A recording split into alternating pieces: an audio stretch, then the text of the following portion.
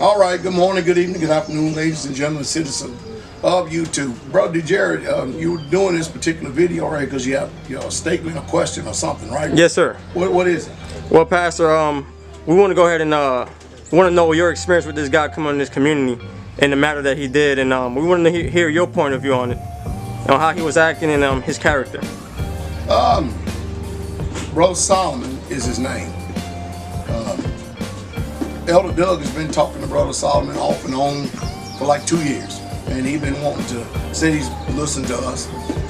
Iuic, Isupk, Gocc, a few other places, and of course, what I heard from the brother was that he wanted to come here to compare. I didn't know that hadn't been communicated with me, but he wanted to come here to compare the differences in camps. He even asked me if he could live here. Of course, I had to respectfully decline.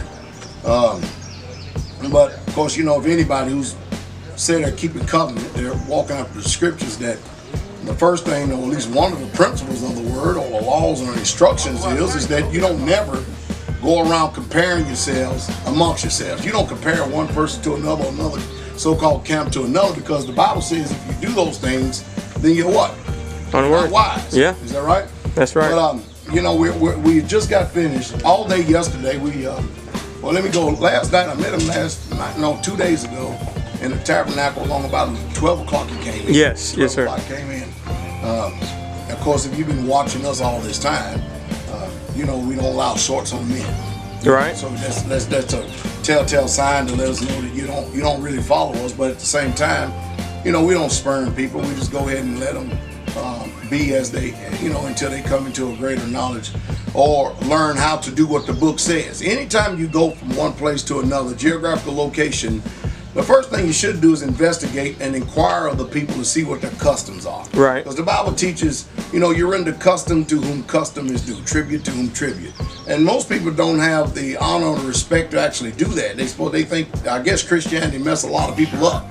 You come as you are, stay as you are, and go as you are. But that's not the way we operate and do things, especially if you claim to be a Hebrew Israelite. You're supposed to be walking in a higher knowledge of everything. But I didn't have any points of contentions at all. It wasn't until yesterday that I actually had my first conversation with him, and we spoke about an hour and a half.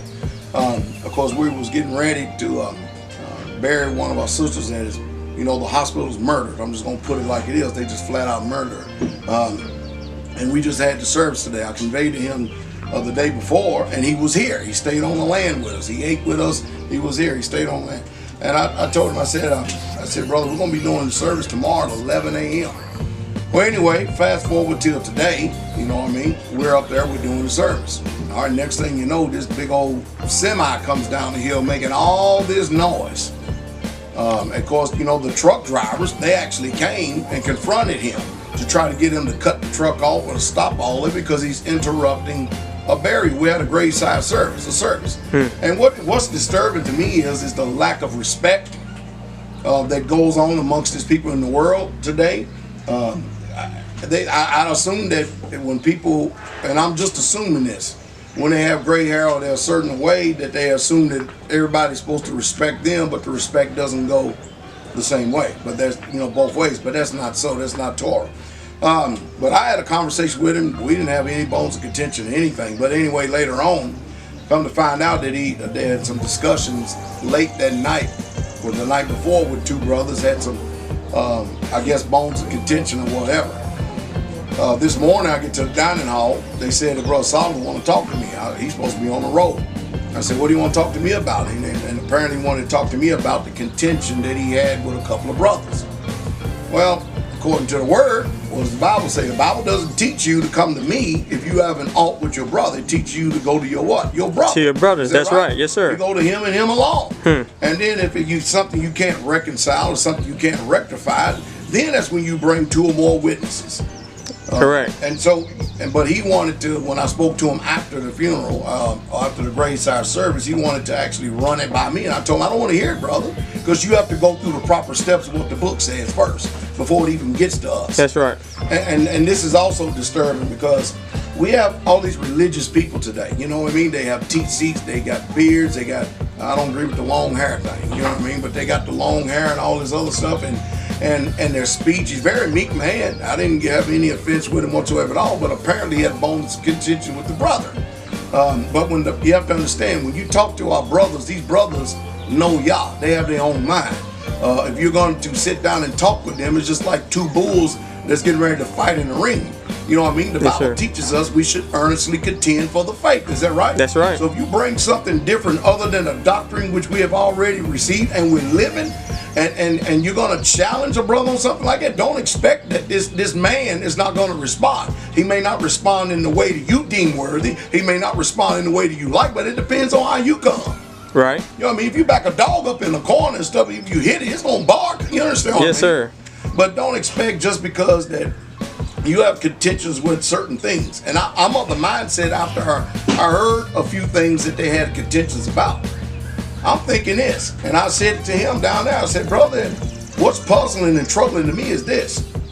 If we had already had an hour-and-a-half conversation, and you've already talked to Elder Doug for over 2 years, you came here, you finally had the opportunity to speak with me, and you're speaking with me with some of the very same things that you went and talked to those brothers about, should you not have let it be to rest as soon as you got finished speaking with me? Yep.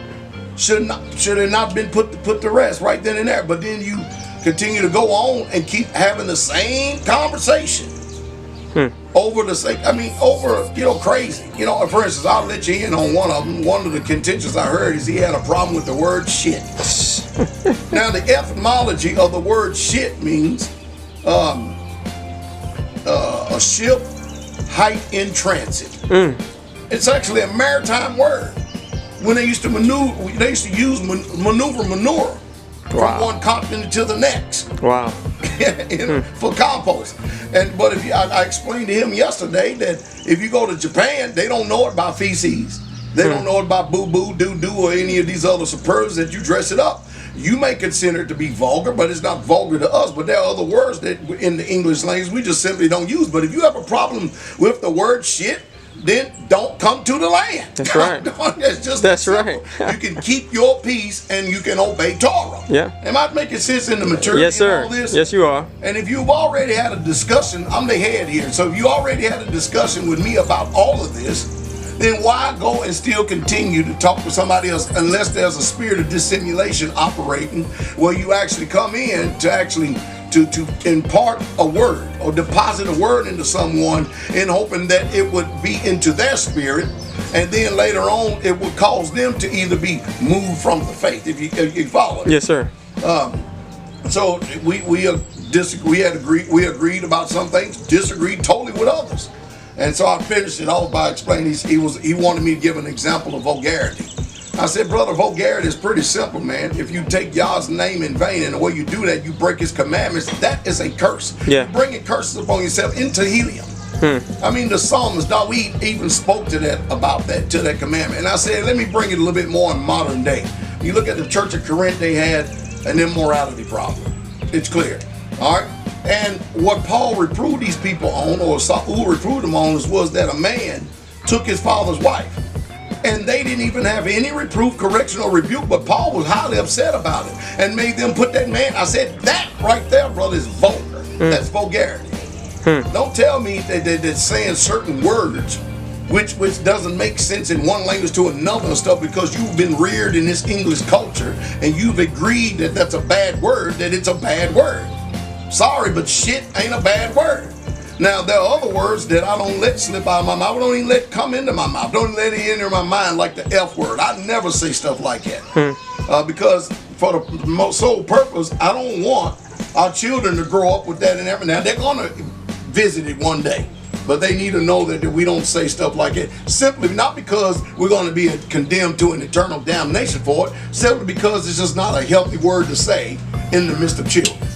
Yes, That's all there's to it. But around here, our children know what shit means. They know what it means. All right? And it don't trouble them whatsoever at all. And it has not one bit disturbed us at all. Now, what's amazing to me is that even in the midst of all of this and after all this talk, why would you still want to ask to live at a place like this when you know that there are things that we're totally in disagreement about? Wow. So there you have it in a nutshell. I don't have any bones of contention, none whatsoever to Solomon, brother Solomon. But Solomon, I even told him he could come down here and use the phone to actually help get his truck back on the road.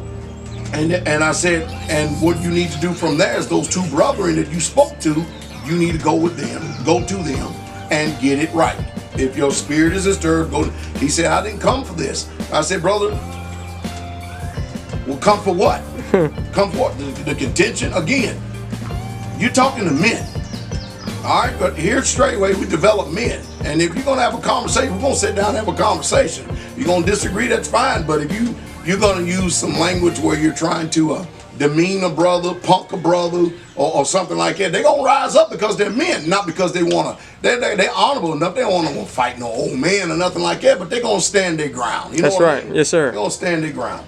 And we just got finished doing the service, and we invited the families to come down to eat and stuff, and they saw a little bit of slideshow, and they said, well, you know, we're just going to go ahead and go. My wife personally told me that she went over to greet them immediately after service, and the woman didn't even want to talk to her, even much less touch her hand. See, that's Christian. So you got Israelites, you got Christianity, y'all all foul. Every one of y'all foul. You have no honor about yourselves whatsoever at all. But I tell you what we're going to do, we're going to go in there and eat. That's right. That's exactly what we're going to do. Is there anything else, Brother Jerry? That's all, Pastor. You answered the question, and everything you said is absolutely on point and it's true. And we will learn from this situation. All right. Hey, shalom, shalom. Hallelujah. Bless you, Pastor.